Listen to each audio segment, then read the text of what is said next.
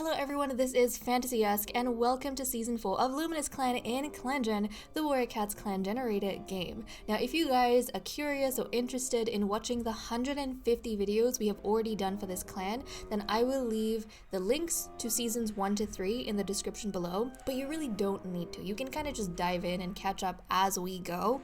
So let's not keep you guys waiting. I'm going to dive in right over here. Normally, I wait about a week before I end one season and start another, but I was just so curious about what the cats were up to that I couldn't help myself. They were staring at me through the screen, especially our little kitten mouse kit who's like up in the leader's den over here.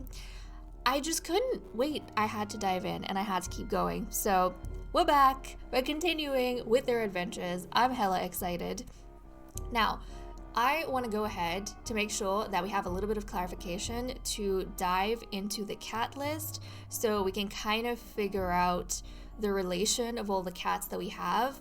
One, it's going to be a reminder for all of us, basically, including myself, because I do sometimes confuse things or forget things after a few days. But also, for anyone who's new coming in, you'll get like a quick overview of how the cats are related and like who's clan born, who's an outsider, all of those kind of things. But if you guys are curious, like if you're new here or if you need a reminder and you're curious about the backstory, the origin story of these cats, then I highly recommend just checking out like the very beginning of episode 1 of season 1, because that's where we go over the story of these cats and like why they ended up at the Crystal River and what they're doing, you know, under the mountain. So all of that. But let me go to the cat list and let's see what's going on with the cats. Okay, I'm looking at this over here, and I think the easiest way for me to divide all the cats would be to go through who are the outsiders and who are the clan-born cats. So the outsiders from this population that we have consist of Fronstar, our current leader, Tempest, and Pepper. So Tempest and Pepper are currently elders. So these cats, these three over here, they're what we call lightless cats. They're the cats from outside our Luminous Clan, basically, you know, this whole population over here. Of cats that actually live under the mountain, and Luminous Clan is charged with guiding to the outside world, because the lightless cats, they have been cursed for something they did in their ancient past to forever wander the tunnels inside the mountain and never make it out, basically live without light and in darkness, which is why they're called Lightless Clan.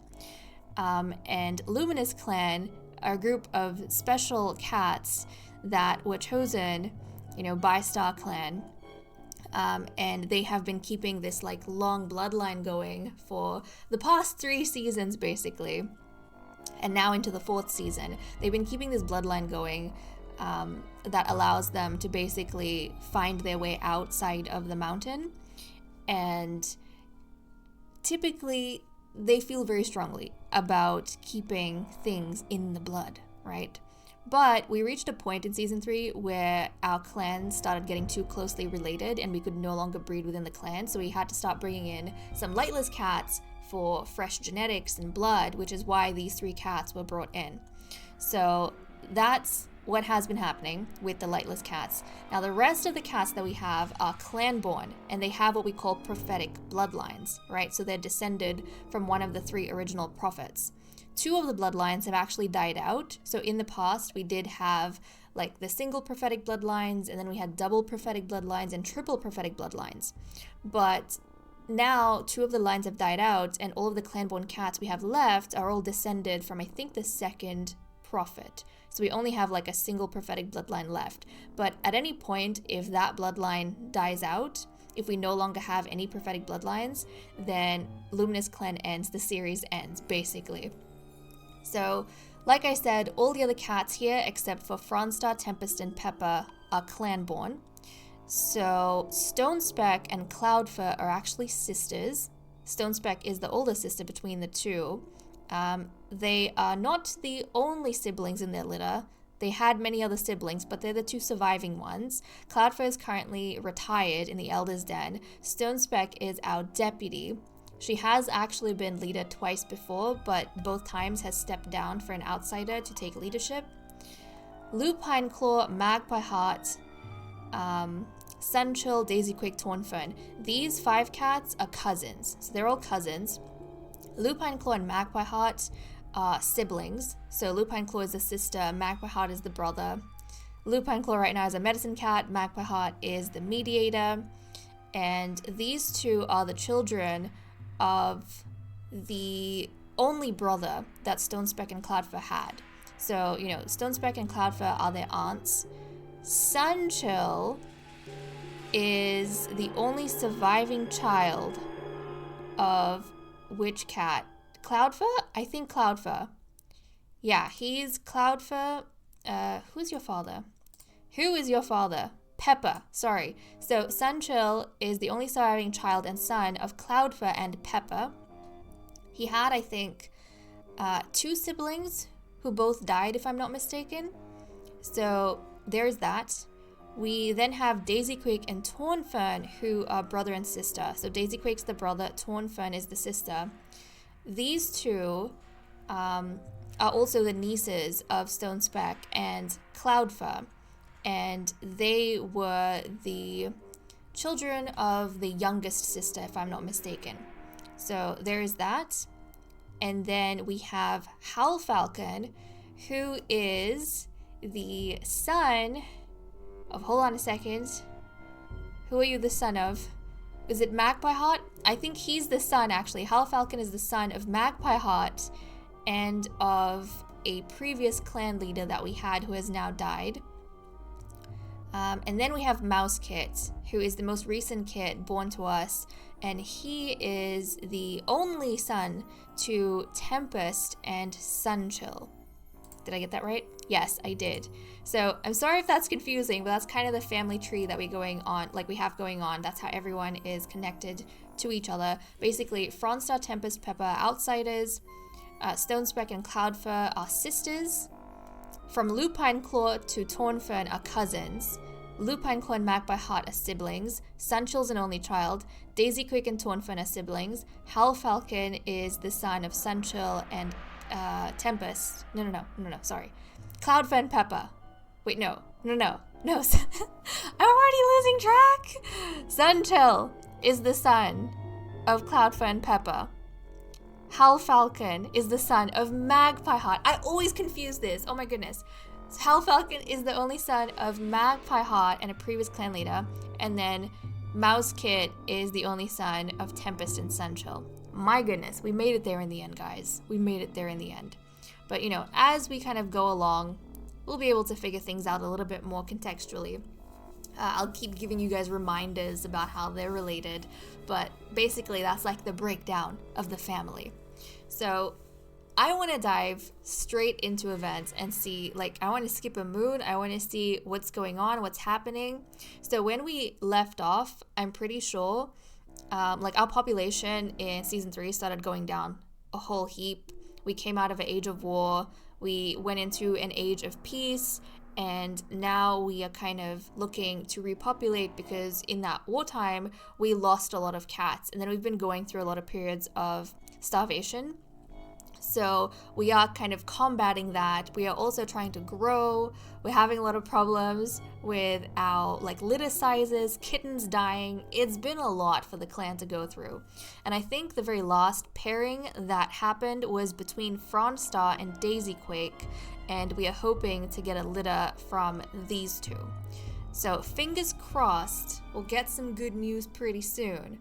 But that's kind of where we're at. We're like in a age of peace, but we're in a recovery stage. We need to get our clan numbers up again. Now, if you guys have been around for a long time, you'll kind of know how I play with a lot of things. If you're not, it's okay. You'll get used to it. But I basically like focusing on, a few number of cats. I don't like having too many cats. So I usually cap my clan size around 25 cats. And the way I do breeding is that the clan leader basically matches certain cats and allows them to have a single litter. So basically every cat in the clan can only have one litter regardless of that litter size. And once they've bred, I don't breed them again. So that's the way I do my breedings. In terms of politics, or what I call politics, is basically these first 4 cats up here. The roles we have of leader, deputy, medicine cat, and mediator, I consider them, you know, the upper echelons of society. They're what we call the political ranks. And so the way I do it is it works on a promotion system. As cats get older, they enter into politics by becoming a mediator. Then they get promoted to medicine cat, then to deputy. And if they don't retire from being a deputy, they will, you know, end up becoming leaders.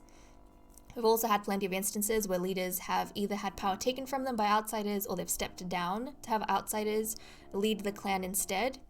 You know, the first time that happened was really bad because we got a troublesome leader named Godzilla Star who threw us into basically a reign of conflict, and the next 2 leaders after him helped move our clan slowly but surely towards peace.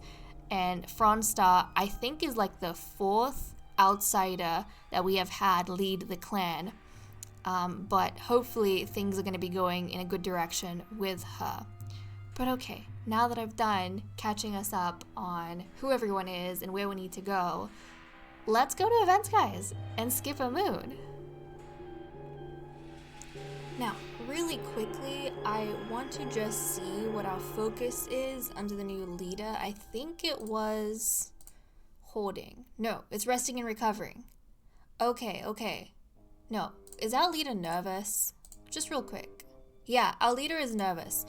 So she, when she came into power, basically changed our focus to resting and recovering. I think probably because we were having a lot of injured cats, we were having a lot of sicknesses and outbreaks, and you know, with the hunger issue we were facing, I think she wanted to focus more on having everyone be like safe, you know, and healthy. So that does make sense. And I only ever change focus when we have a new leader come into power, depending on their trait and obviously our circumstances. So okay, we're going to start off in the leader's den because we need to roll a dice to see how she's going to handle the next gathering. Basically, the way I do this is I have a d10 that I roll for which clan we're going to pick. So, you know, 2, 4, 6, 8, 10. And then I have a d8 I roll for whether she's going to offend them or praise them. 1 to 4 I think is offend, 5 to 8 is praise. So let's go ahead and roll the dice, guys. We are very lucky because the clan is starting off with like 5 allies. So all the work the past few leaders have done in that age of peace, it has allowed Fronstar to be able to lead, you know, with allies. So that's just such a nice position to be in. So let's go ahead and roll the dice. Okay, we have a 10 on the d10, so that's Chirp Clan, and we have a 3 on the d8, which is Offend Chirp Clan. I am hoping, though, that our leader's personality, or maybe even the, like, focus that we have is going to, you know, not affect things too badly. I think the previous clan leader that we had, I don't know if it was the Stone Speck, when she was leader, or even before Stone Speck, Neostar, she put a lot of work into changing all of our like hostile clans into allies because of the focus she had, which was helping other clans. But you know, fingers crossed, we'll be okay. So yes, we're gonna offend Chirp Clan. Let's go ahead and skip a moon, guys. We have some birth and death notices. Luminous Clan doesn't have enough prey for the next moon. Now, for patrols, I always like randomizing the non-medicine cat patrols. And I usually send out, you know, the biggest number of patrols that I can, and depending on the cats we have, sometimes we end up having like big patrols and some small patrols. So we'll have to see what goes for that. But when we have this notice, when it tells us like we don't have enough prey, then I deliberately send all my non-medicine patrols out to find food. But if I don't have this notice and we're okay for food, I usually randomize all the patrols. So okay, before the gathering, Fronstar counsels her clan to begin cutting ties and ending friendships with Chirp Clan warriors. The tension hanging over this gathering makes it clear Chirp Clan notices. Chirp Clan relations have worsened. Pepper wandered out into the territory and was later found dead, a peaceful expression on his face. I feel bad for Pepper, but you know what? if I think about it, Peppa actually had a really good life. He was one of the first, I think, lightless cats brought into the clan successfully. And the fact that he was able to have, you know, a wonderful love story, he was able to have wonderful children, and he had a pretty relaxed life in the clan up until his old age. And he even recently, before he passed away, got to see the birth of his grandson, Mousekit. So if you think about it, he actually had a really good death compared to some of the other cats and, you know, the stories that they have gone through. But okay, Hal Falcon pads along on all four legs for the first time in a long time, wincing. His healed broken bone has definitely left the leg weaker, but it's manageable as far as he's concerned. So he now has a permanent condition from that broken bone that he had. Hal Falcon has gotten a running nose. Cloudfur blinks back tears as the realization sinks in that she'll never share a joke or a companionable silence with Peppa ever again in this life. She's barely able to move her body and has to be gently guided to her nest, fatigue threatening to consume her. Peppa was so important to Magpie Heart. How could the world be so cruel as to take him away from him? In the dead of night, he wails into the vast sky, unable to fathom StarClan's cruelty. He glares up at Silverpelt, gouging the earth with shaky claws. Sunchill feels unsteady at the thought of trying to pad through life without Peppa to rely on. He trembles, tearing at his nest, unable to sleep as he broods over Peppa's last moments. Did he suffer? Was he scared? No, Sunchill, your father was not scared. He was fine. The past moon, Peppa has taken their place in StarClan. Luminous Clan mourns their loss, and their clanmates will miss the spot they took up in their lives. Moments of their life are shared in stories around the circle of mourners as those that were closest to them take them to their final resting place. And I'm just looking at the moons, guys. It is our 205th moon that we have been playing with this clan. Isn't that crazy? Okay, really quickly, I want to see who's down and who's able to be up with us. Okay, so Magpie Heart, Sunchill, Tempest, well, the elders don't really go out, but you know, these cats are down. The Mediator obviously doesn't go out. Sunchill, though, that warrior, he's down, so he won't be able to help us out in patrols and stuff. The others seem to be fine. Okay, let's check the medicine cat den. Rosemary was used for Peppa's body. Sunchill was given thyme as treatment for grief-stricken. Tempest was given oak leaves as treatment for recovering from birth.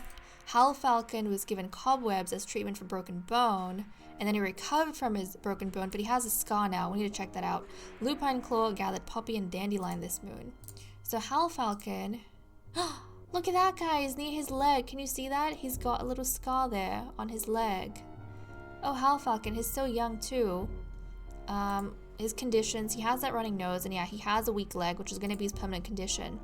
Interesting thing, Peppa actually had a weak leg. I can't remember what he got it from, whether he came into the clan that way or if he got it later, but he also had a permanent condition of a weak leg.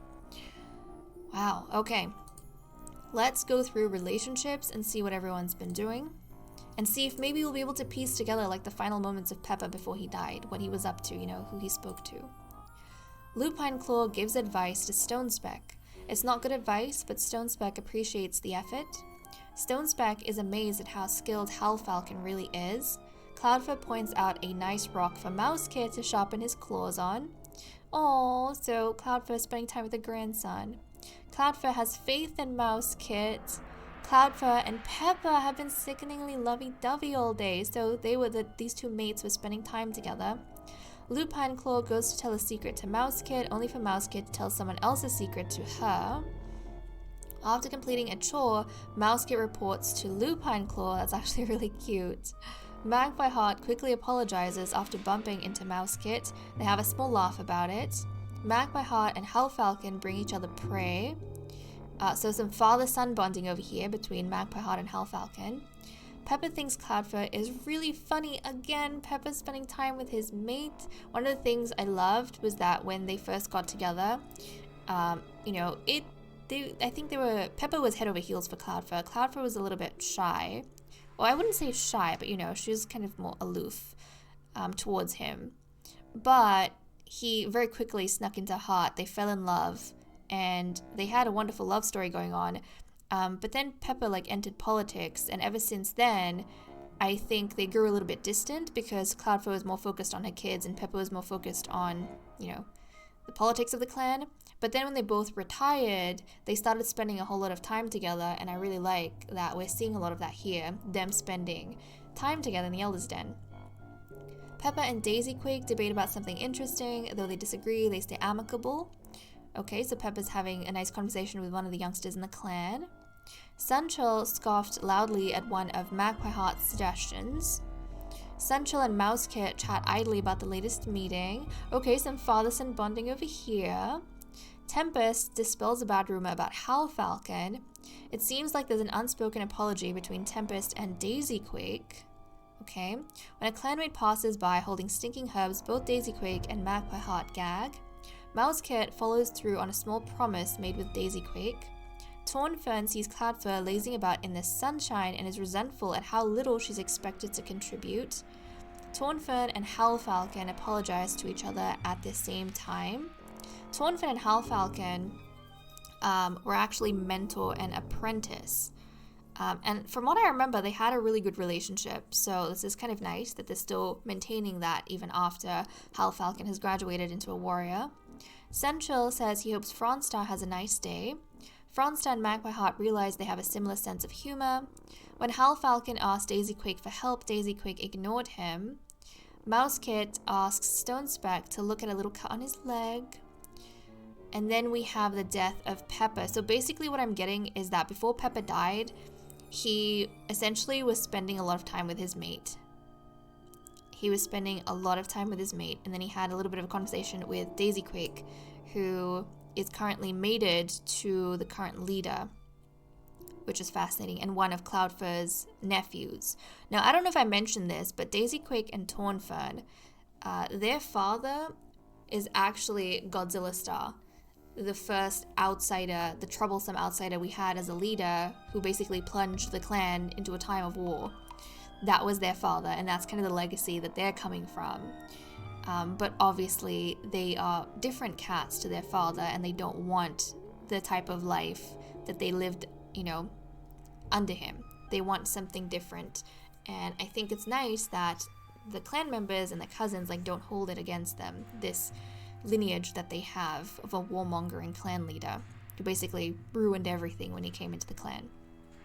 So, okay, we have wrapped up with our events, so I'm going to cut the recording here and we're going to continue in the cat list. Okay, the first thing we need to check is the loyalties. So currently, as you can see, none of the clan cats are actually loyal to Fronstar. This is kind of a similar thing that happens every time we have an outsider become leader, because our clan cats put a lot of their trust into, you know, each other, their family members, the clanborn. And whenever an outsider comes in, especially because of the history they've had, they don't feel, you know, too enthusiastic about how things are going to go. Now, Fronstar is going to have a lot to prove, especially because she's a nervous leader. When Stonespeck took power, the clan cats, a lot of them were very happy that she was leader and they trusted in her. And I think they're trusting her vision to step down and give power over to Fronstar, but they're still kind of hesitant to become loyal to Fronstar. So Fronstar is going to have to prove herself to these cats by forging relationships with them to see whether or not, you know, they will see her in a good light. But the way I basically decide loyalties, I do this like in every episode, every moon basically, is that I go into a cat, I suppose it's better to look at Stonespeck, go into a cat's relationships, and I check to see whether the leader is in the top 4 over here, and if the leader is one of the top 4 cats, then I consider the leader being close enough to, you know, whoever this cat is, like Stonespeck, to have a loyalist. So if Fronstar, who is like down here on this second row, if she was on the first row, then I would say that Stonespeck is a loyalist. She's loyal to Fronstar because she's close enough to Fronstar. So that is the way that I do my loyalties, and I check that every moon. So that's what's happening over here. The other thing I want to talk about, I tried to look through relationships to see if there's been any like massive changes in anything. I usually consider cats, like I don't go into, like I don't fuss too much with relationships if they're not green or red. Basically, if cats have like red bars with green bars with another cat, then I consider them to be friends with the other cat. And if the cats have red bars, then obviously, you know, we have some rivalry or something going on. Now, was it Stonespeck? No, Tornfern. Tornfern, interestingly enough, had a red bar for Cloudfur. So Tornfern actually hates her aunt Cloudfur, and I was so fascinated by that. I was wondering, like, why does she hate her aunt Cloudfur?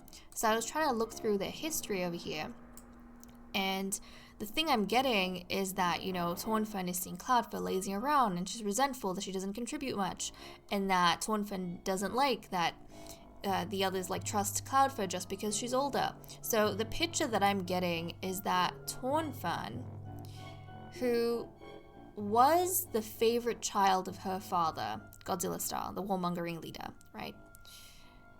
She has grown up with high expectations of the cats around her and this constant, like, think about it, she's grown up in a time where she's constantly had to do things have had to be done, you've had to get going, you know, you've had to contribute. And Cloudfur has always been a bit of a independent cat.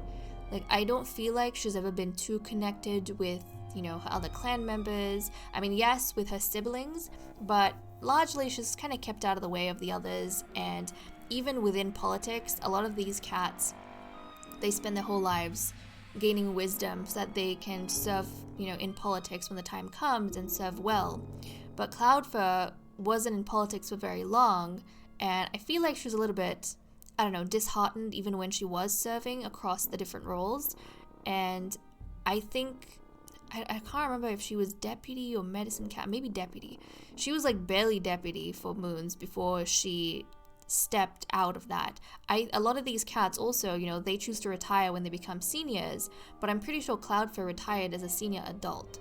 So obviously for Tornfern, maybe she feels as though Cloudfur had it easy, and Cloudfur is like completely different to Stonespeck, who has, you know, stuck it through and despite stepping down numerous times, has been holding out and helping the clan leader, whoever the clan leader is, in whatever way she can. Whereas Cloudfur has more or less been enjoying herself. And I think that Tornfern can't respect that, and maybe that's why she hates Cloudfur. So, interesting, you know, family dynamic going on over there. Now, also what I like to do is go to the mediator and basically mediate between the two cats that I want to litter from. That's the only time I use my mediators. I don't really use them for anything else. But since Magpie Heart, our mediator, is down because he's grieving, we won't be able to do any of that. So I think we'll just go through, see what everyone's doing for the day. Fronstar lets out a big yawn. Stonespeck wants to get so much done today. See what I was talking about? Stonespeck is completely different to her sister Cloudfur. She is super active. She wants to get things done. She wants to, you know, move things around and help out and pass on skills. So when Tornfern looks at this, she feels kind of a sense of accomplishment, which is quite nice. Okay, so we have that, and what is this? Died after fighting a rook. Who died? That's incomplete. I don't know who died. I don't remember who died. Oh, that's right. Did she die? This must have been one of her deaths when she was leader. That's what it is. I was a bit confused. Huh. Okay. So we have that. Lupine Claw is curious about the other clans. Magpie Heart is waiting for Lupine Claw to return to camp. Okay, so that tells me maybe Lupine Claw is actually outside the mountain, like beyond the exit of the Crystal River. And she's kind of wandering the territory outside, and her brother is waiting for her to come back. Sunchill crashes through the bushes and ruins a clanmate's hunt. He's grieving, he's not thinking straight, he was probably like hungry, just wanted to go out, breathe, you know, get some exercise, and was too lost in his head, wasn't processing where he was going. Daisy Quake is worried others are judging him. You know what? I can see how Daisy Quake might have a little bit of pressure because the clan is relying on him to give them the next leader. Him, like he who is now mated to the new clan leader. But also, you know, he is the son of Godzilla. So I think in that regard too, he feels like it is quite the burden to, you know, be giving the clan this hope of a new future when you know that your bloodline has been steeped in so much darkness. So, Daisy Quake, it's okay. But you know, the thing is, at least Daisy Quake and Fronstar, they are compatible mate-wise, which isn't always the case because they're both nervous. So I'm kind of hoping that they'll be able to ease each other's anxieties and, you know, build a really good understanding. But I don't think either of them are in love with each other just yet. We might be able to jump into the mediation screen and just check up on that, even if we can't do the mediation. Tornfern is staring off into space. Hellfalcon, so a kitty pet with no fur at all. Tempest hasn't lost any of her charm. Cloudfur is in quite the mood today. I mean, she's grieving, so I could see why. Mouse Kid enjoys the warmth of New Leaf, this adorable little cat. And I wonder who was affected by the lack of food, because we were struggling with food. Okay, Mac by Heart is satiated at 66. Stone Speck is satiated at 66. And Fronstar is satiated at 66. Okay, so the mediator, the deputy, and the leader basically gave up some of their food so the others could, you know, be stuffed essentially, which is very, very nice of them and responsible. But Mac by Heart, I wanted to jump to him real quick, and I wanted to check between Fronstar and Daisy Quake. Right, so neither of these cats are in love with each other just yet, but because they are compatible, I'm hoping it's going to result in love at some point. But I think I remember in the last season what I found funny was that Fronstar is nervous, Daisy Quake is nervous, and the mediator who's trying to set them up is also nervous. So we have 3 nervous cats trying to work out what love is between the 3 of them. So that's actually quite nice. But okay, that is all done. So let me cut the recording here and we'll continue with patrols. Time for us to resume with our patrols. Things are looking a little bit rough because we currently have 14 prey. We need 26. Okay, so we'll send out the medicine cat first, who is Lupine Claw, and then we'll send a patrol of 5 out and see if we luck out on any food. Okay, here we go. Lupine Claw tastes the air, trying to decide if it's warm enough to gather catmint yet. She'd really like to replenish the herb stocks after Leaf Bear. Proceed. Lupine Claw carefully picks out catmint from its known hiding places, carrying it back to camp where it will be stored away from excitable warriors. Catmint was gathered. And now we have a patrol of 5. So we have Hellfalcon, Tornfern, Daisy Quake, Stone Speck, and Fronstar going out. Let's make sure that they're hunting and let's see what they find. The patrol comes across a large hare. Proceed. The patrol catches the hare. A large amount of prey is brought to camp. Excellent. We now have 62, which means, fingers crossed, we should not be low on prey in the next moon and we'll be able to send out like random patrols. So that is all we managed to get done today, guys, but I am so happy that we were able to dive back in with our clan cats, catch up on everything that's happening, reconnect with their different relations to each other, and get a little bit of a recap about what happened in Season 3 as we left off. But okay, guys, with that said and done, I'm gonna leave off here. Thank you so much for watching. I hope you all enjoyed, and I will see you all next time. Bye-bye.